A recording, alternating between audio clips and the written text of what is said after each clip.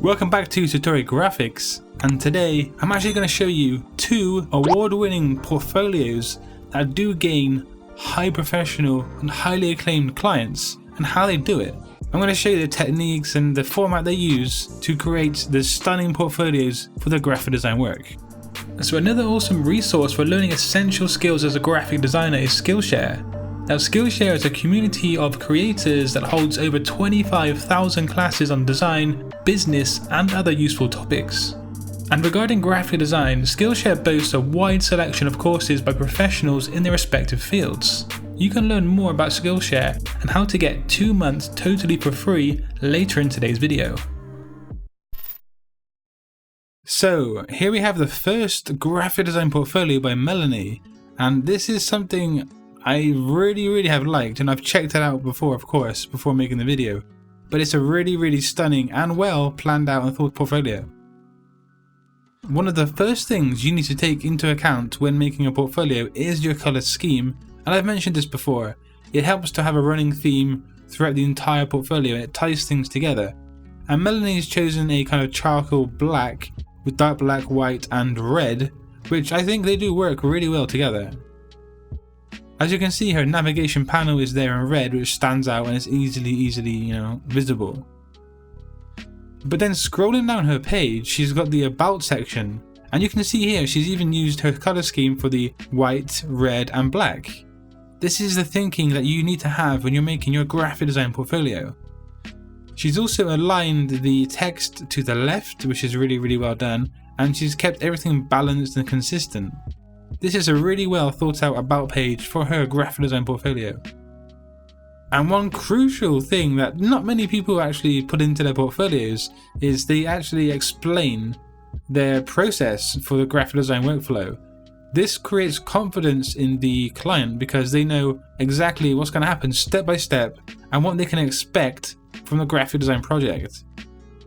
We're now heading down to her work, which again, it's really neatly laid out and is balanced, symmetrically on one side, and she's using her white and black color scheme on the left, and obviously on the right is her work. Now we could actually take a deeper look into her projects, but to save time and just to keep going on, just take note that she has a client from Red Bull.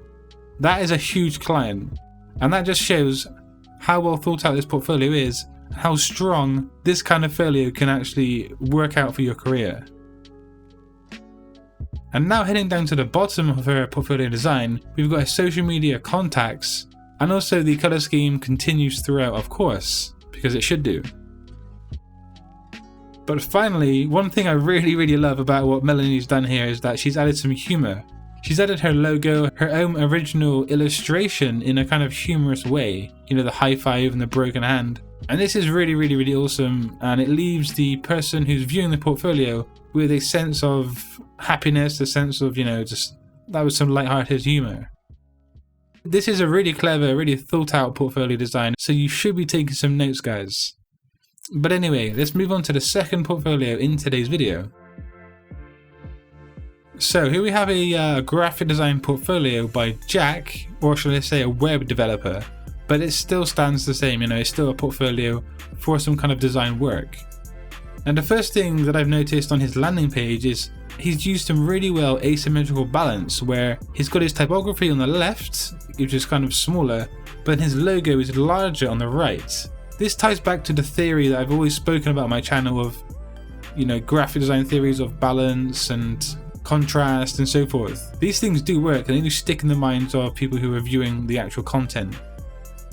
Also, what I love is that when you hover over Jack's text, and it's got some coded effects in it, which is really neat and really unique. You want to try and be unique with your graphic design portfolio too. As you can see on the left, he's got his toolbar, his navigation bar. And let's just check out his skills and see how that pans out. So again, he's gone for his color scheme here of a kind of turquoise. But here he's used some contrast using the header as the larger and more bold typeface or font. And then below he's got the more thin text, This looks really neat, and again there's more balance because all that's on the left and on the right is what his skill sets are. So again, this is really well thought out, and Jack's done a really great job here too. Now heading into Jack's work, he's got a really interesting way of doing things. And that is, he's got each of his projects in a square kind of thumbnail. And I personally, I think it's okay, but I do like to have kind of gaps or space between each thumbnail.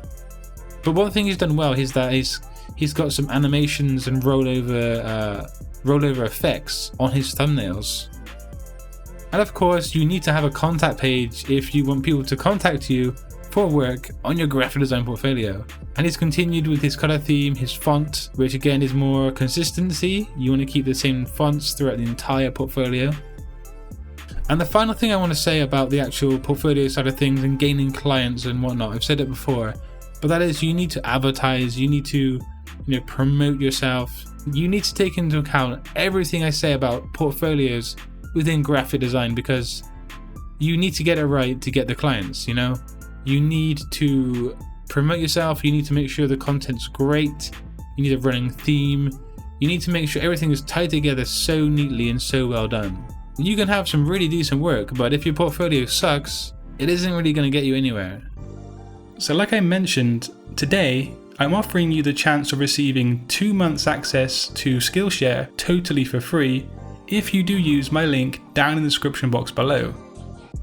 Even without this offer of 2 free months, SKILLSHARE only costs $10 per month, which really does open the door to a wide range of useful lessons and courses, all delivered in a professional and a neat manner by successful people in their relative fields.